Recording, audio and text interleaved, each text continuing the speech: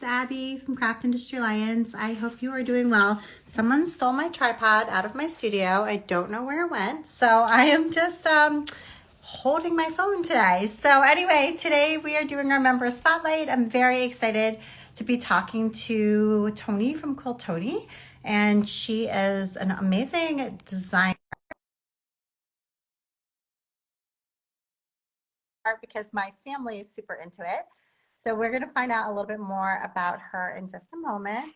Toni, I see your request. So hopefully, hey, Hello. how are you? Good. How are you? Good. So Okay, there we go. tripod. So I'm like holding my phone today because my tripod's gone. Like, I don't know. Somebody came in here and just decided they needed it. So I don't know. That's what happens sometimes, right? Exactly, but that's okay. I need ignore my fingers. Not at all. Trying to turn you up. There we go. Hi. Hi. Okay, so nice to see you again. I saw you at H&H Americas in person, which was amazing. But so nice to see you again. And I love what you do because you make quilts, but they're not just quilts for anybody. They're a specific type of quilt. So tell us a little bit more about kind of the niche that you serve. So I am known as the pixel quilter because everything I do is pixelated. I initially started quilting in order just to create this because I was a cross-stitch designer for many, many years. Found out I had a lot of time on my hands and said, well, what can I do with these designs? You know what? Let me learn how to quilt. And so I started quilting and transferring the designs that I created with cross-stitch into quilting. Went to Comic-Cons, pop culture conventions, selling the finished quilts, and cosplayers would look at my stuff and go, that's great, I love it, but I want the pattern. How can I get it? So I was like, how can I get my brain into their brain? I don't, the brain things. And so I sat down and I figured out, okay, well, this is how I can do it. This is what I can do. And what resulted is a way of pixel quilting, which is quick, easy, and anyone can do it. So I joke that if you can sew a straight-ish line, right, you can any of my patterns. And so a lot of stores now teach kids and people brand new to sewing how to quilt with using my patterns. And they're great. They're great like introductory patterns also because a lot of your designs have appeal to people who play Dungeons and Dragons, people who are into gaming. So talk about that piece because you can not only just go to quilt shows and like cater to the quilting and crafting folks, but also, as you said, you can cater to the cosplayers and the gamers and the people who are into anime and all the rest of the stuff that you might get at like a con. So I feel like you've got really good crossover appeal that way. I do. In fact, I do Dragon Con, I do Gen Con, I used to do New York Comic Con, C2E2. Like I do a lot of the big conventions. Yeah. And it's because I'm a huge nerd. I met my husband playing Warcraft online. So that's like the pinnacle of nerd, right? So because of that, a lot of my stuff is pop culture related. It's nerd related. It's all over. So and I try to do a lot of niche nerdy things, but it's not one specific. So I have lots of video games because that's what I like, but there's some pop culture stuff. Right now, we're actually in the middle of the quilt behind me, which is our space quilt along for the space nerds. Yeah. And it's just 1 month every single block, all the behind. And then, of course, we've got the pop culture stuff. This is the one that was in the Fons and Porter Quick and Easy Quilts. Oh, my gosh. You may recognize who this is. I love my long armor. Where is Sebastian? She actually there he is. She quilted Sebastian into it too. And the really cool thing about this pattern and the magazine is that I said, okay, you can put this in the magazine, but skin tone needs to be a thing. So they actually included this quilt as well. I love that. That's amazing. So it is. So it's a lot of pop culture. And then of course we've got poop because, and with this pattern, it's actually coffee because coffee brings, yeah. So it's a lot of the things that if you're a nerd of any kind, I try to feed into that. I have a T-Rex pattern, all sorts of things. But I also think it's great because it brings in, there's often a lot of talk about we need the next generation to come into quilting and into crafting and get interested in this stuff because, you know, the average age of a quilter is in their mid 60s, and that's not going to do it if we're looking to have this craft last another 50, 100, several hundred years. So we need young people to be interested, and your imagery and sensibility, I feel like, is something, I mean, not everybody, but there's a significant number of younger people who would be like, oh, I never thought of making a quilt, but now that I see that, I do want to make one. Exactly. In fact, I gave a speech at a convention a couple of years ago. It's the VDTA. I'm sure you're familiar with the. It's for everyone that's not. It is the trade show for vacuum dealers and sewing dealers. Why? Because back in the olden times, if you sold sewing machines, you also sold vacuums. So it's the trade show. So they actually brought myself and a couple other people out, and we actually gave this big lecture and this class on bringing the next generation into stores, because it's very, very, very important. Not only do we try to appeal to them with different kinds of crafts, different kinds of patterns, fabrics, things that they'll like, but we have to address them and make sure they feel welcome and make sure they feel accepted. It is, in fact, during COVID, I let my hair go and I'm like, you know what, let's just let the tattoos grow, and I'm not covering them anymore, because now I can walk into a sewing store and go, will they carry my patterns, and are they going to have the people that I like to have?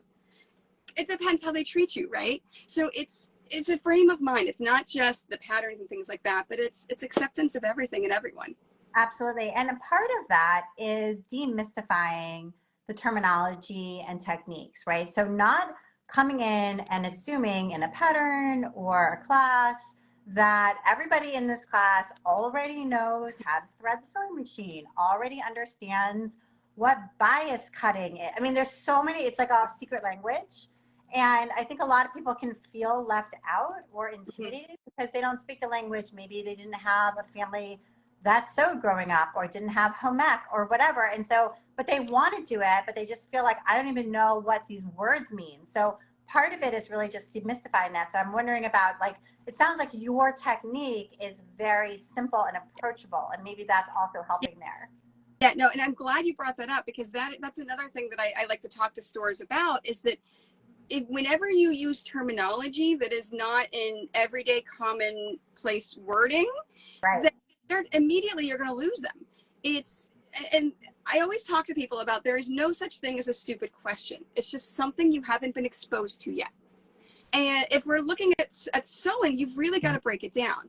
And I think that's one of the reasons why my patterns are so popular with brand new sewers and with kids, is because not just what the content is, but remember, when I was making these patterns, I had to think about cosplayers. Right. Cosplayers, most of the time, 85% of them are self-taught. They've never taken a class. They've never done anything.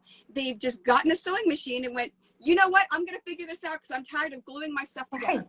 And so I had to think about that. Okay, so how can I make a pattern that I know any cosplayer is going to be able to do? So what I did in my patterns is I actually broke it down. I have an area on, this is the right side of fabric. This is the wrong side of fabric.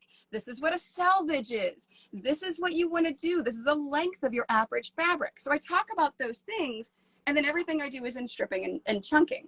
So it's all cutting strips, cutting chunks from those strips, sewing strips together, cutting the chunks from those combined strips.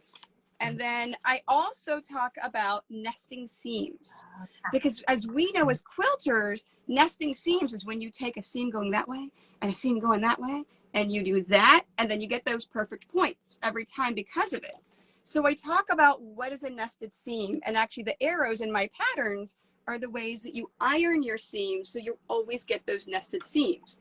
So even if this is the very first quilt or very first thing you've ever sewn in your entire life, you can do it and it's going to look awesome. Right. And us another part of this is just like no judgment. As you said, no question is a stupid question. And a lot of cosplayers, for example, get into sewing and buy a sewing machine because they're tired of gluing. And so it may be that they've been gluing fabric together, for example. And I think that there's a certain kind of quilt shop where you would walk in, show them that, and they would be like, oh my God, like horrified, and like really make you feel like you didn't belong there, and like you've been doing it all wrong and it's totally unacceptable. But like, if that's been working for you until now and you're ready to go to the next step and learn to sew and get the material, you know, like there's no judgment there. You know what I mean? Like, we're crafting. It's all good. And honestly, there's nothing wrong with gluing your costume. There's nothing wrong with duct tape at all.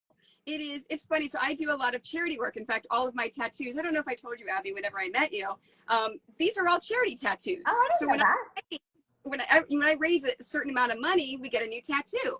And so it's basically just a reminder to me of this is what life is about. It's about giving back and about acceptance and trying to change the world. So I have sewing races once or, a couple times a year, virtual sewing races. And it always gets me. I always have someone that's never really sewn before that always signs up for these races. And this last race that we did a few months ago, the person's sewing machine broke in the middle of the race. And so on the fly, she says, can I switch to my glue gun? And we're like, do it. Sure. You can always just re-sew it after. We don't want you to DNF. And finish the race with a glue gun in order to finish it. Now, didn't win, but that's not what the races are about. The races are about finishing and about something complete and something you can be proud of. That's awesome. Can I ask you where you got your shirt? Because your shirt says, this is my sewing shirt, which is amazing. And I think I made it. It's actually awesome. on my website. So if you go to quiltoni.com, it's under the merch area. Okay. I have some charity merch there as well too. Awesome. Okay, so tell everybody what else they can find at quiltoni.com. If you're going to be at any upcoming events, tell us about those as well. So I'm a nerd. So you'll get lots of nerdy fabrics and blender fabrics that go with the nerdy fabrics. I'm a big Northcott Toscana person, and of course Northcott with all the Stonehenge with this. So you can find patterns, you can find fabrics. In fact, I'm for Black Friday. I have put a whole bunch of things on sale, and I'm going to have a 40% off all sale items in addition to that coming up. You can also get my lovely Bob Ross pattern for free on my website in conjunction with the Bob Ross people. You can actually get this for free if you sign up for my newsletter. It's at the bottom of the main page. And charity stuff coming up. I actually have the next charity race is going to be on Saturday, December 16th. Okay. I have a couple of really amazing sponsors for the winner for prizes, but it's a lot of fun. And the money is going to go to St. Jude. So when you register for the race, it's a $40 registration fee. It's a jelly roll race, all virtual through Zoom, and the money all goes to St. Jude. That sounds like a great thing to take part in. A lot of fun, good community, and a good cause. So that's amazing. And thank you so much. And Rebecca says there isn't any video. I hope there is. There is. To refresh it. So Rebecca, refresh your screen. It may just not have loaded for you yet. Yeah. Agreed. It's been great talking to you, Toni. I really appreciate it. I loved meeting you. And everyone should go check out your website. Check out that Black Friday sale. I will definitely check it out as well because I have many nerdy gaming people in my family and they would love it. So anyway. Fantastic. All right. Thank you. All right. Bye, everybody. Thanks for joining us today.